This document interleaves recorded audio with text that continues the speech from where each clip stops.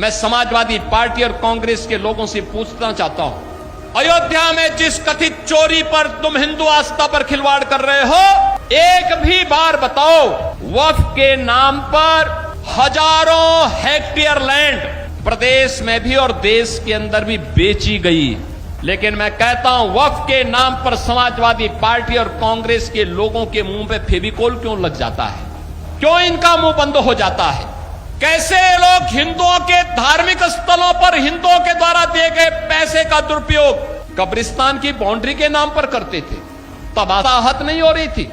जब ये illegal slaughter houses चलाते थे, गौ माता की हत्या करवाते थे, गौ माता को तस्करों के हाथों में बिछवाते थे, तब क्या हिंदुओं की आस्था आहत नहीं हो रही थी? जब अयोध्या में राम भक्तों पर गोली और लाठी चलाते थे, क्या तब हिंदुओं की आस्था आहत नहीं हो रही थी? जब इनके द्वारा भगवान राम और भगवान कृष्ण को काल्पनिक कहा जा रहा था, तब क्या हिंदुओं की आस्था आहत नहीं हो रही थी? मैं पूछना चाहता हूं समाजवादी पार्टी और कांग्रेस से, जब ये कावड़ यात्रा को प्रतिबंधित करते थे, क्या तब हिंदुओं की आस्था आहत नहीं हो रही थी?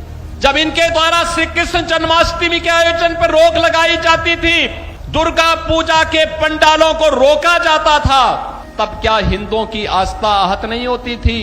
जब किसी हिंदू पर्व और त्योहार के पहले दंगे और उपद्रव शुरू होते थे, तब क्या हिंदुओं की आस्था आहत नहीं होती थी? क्या इसका जवाब कांग्रेस और समाजवादी पार्टी के लोग देंगे? और यह प्रश्न हम में से हर जागरूक नागरिक को इनसे करना चाहिए। इन लोगों से प्रश्न पूछा जाना चाहिए, तुम्हें क्या अधिकार है? श्री राम जन्मभूमि ट्रस्ट कार्य कर रहा है और मंदिर की व्यवस्था का संचालन कर रहा है। उस ट्रस्ट के कार्य में किसी का हस्तक्षेप नहीं। ट्रस्ट जिस प्रकार के कार्यों को आगे बढ़ा रहा है, आज भगवान राम का भव्य मंदिर उस रूप में हम सबके सामने दिखाई दे रहा है। कितना भव्य मंदिर! इनकी पीड़ा तो ये थी कि जहां पे ये बाबरी का गुलामी ढांचा देखना चाहते थे, आज आप सबके पुरुषार्थ से वहां भगवान राम का दुनिया का सबसे बड़ा मंदिर खड़ा है। और यही तो पीड़ा समाजवादी पार्टी की।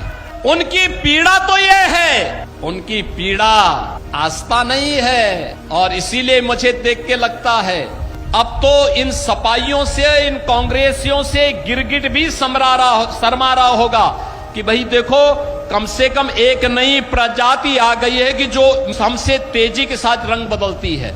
और ये इन लोगों के दोहरे चरित्र से आप अनुमान लगा सकते